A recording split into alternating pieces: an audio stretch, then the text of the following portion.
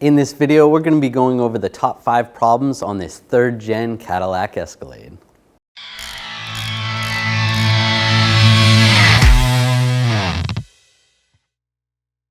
I just want to emphasize there's nothing wrong with owning one of these cars or buying one.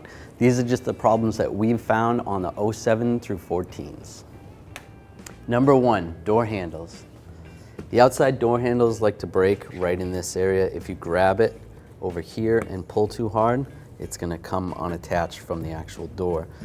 The fasteners where it fastens will break. It's very sensitive, so make sure you always pull from this side, but it is common. Also the inside door handles. These tend to break. Sometimes the chrome will be peeling off on the handle part and it gets pretty sharp and could cut you. So it's a good idea to replace those. You can get the handles separate. You don't have to replace the whole inside door panel.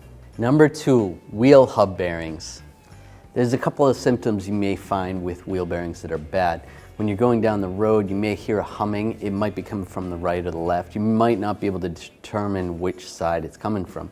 But while you're driving, if you turn the wheel slightly, it may go away either direction or it may get worse. That's a good indication that it's probably a bad hub bearing. Also, you may have some play in the front end. If you grab the wheel with the vehicle jacked up a little bit and just shake up and down, you may have some play there. Now that could be a ball joint. It's a good idea to have someone checking the ball joints to see if there's any movement in there while you're doing that. But most of the time, it's just a hub bearing. While you're shaking the tire back and forth, what you could do is put your finger near this caliper bracket right here and in between that bracket and the brake rotor. And if you feel movement there, like the rotor is getting closer to the bracket, that means that the play is actually in the hub bearing because the hub bearing's attached to the rotor, the bracket's attached to the knuckle. So that'd be a good indication that that needs to be replaced.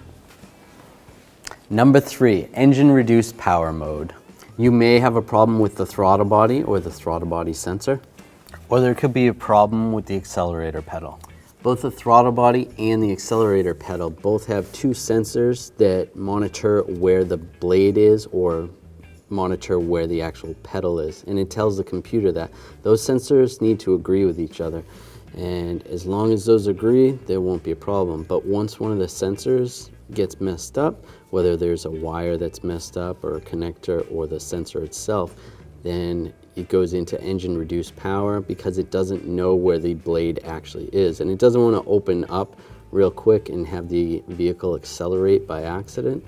So that's why it goes into engine reduced power mode. So if you have a correlation code, that is those 2 sensors not agreeing with each other. And most of the time, it's just the throttle body or throttle body sensor. And you can replace that or the whole throttle body, or it could be the accelerator, the whole sensor. It's always a good idea to check the wiring and check the connectors. Number 4, heating and air conditioning door actuators. Anytime you adjust your heating or air conditioning system, whether you're adjusting the temperature or you're adjusting where the airflow is coming out of the mode, it's going to move an actuator that is going to move the door to reposition the air. The mode door actuator is located on the driver's side, right above the gas pedal. You can see it right there. And that's going to control where the airflow comes out, whether it comes out the vent right here, the defroster vent, or even the foot vent. The heater vent actuators are right here. They're kind of hard to see. There's one on the top of the HVAC box. There's one underneath the HVAC box. There's a panel. You take that panel down and that one's a little bit easier to get to. And then also the clean air or the fresh air actuator is back here behind the glove box. So if you're unable to change one of the modes, whether it's the heat or the mode or whether it's the fresh air, it's not working, chances are the actuator is bad. And number 5, service suspension system lights. So you may be driving down the road and something may not feel right. It may feel like the whole suspension is stiff, something solid, you hit a bump and the whole vehicle just jumps up and down.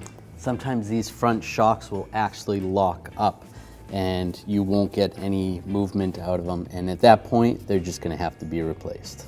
We're under the rear of the vehicle and you have the rear air ride assist shocks. This is the airbag that holds the air. If you grab on this and it's real weak, while the vehicle's level on the ground, then there's something wrong with the air ride system, whether it be the shocks or the compressor. The compressor is located right here. So what you want to check is the motor, the pump. If there's a lot of corrosion here, a lot of times this will crack, and then the pump has to be replaced, the whole pump assembly. And sometimes you'll get some codes for the exhaust side of this. There's actually a valve in there that opens to evacuate some of the air pressure, and those will go bad. So not only the pump, but the air shocks, but also the wires. Check the wires. These wires have rubbed on the metal right here, and you can actually see where they need to be repaired. You can see the copper coming through. So that needs to be repaired. That's a very common problem.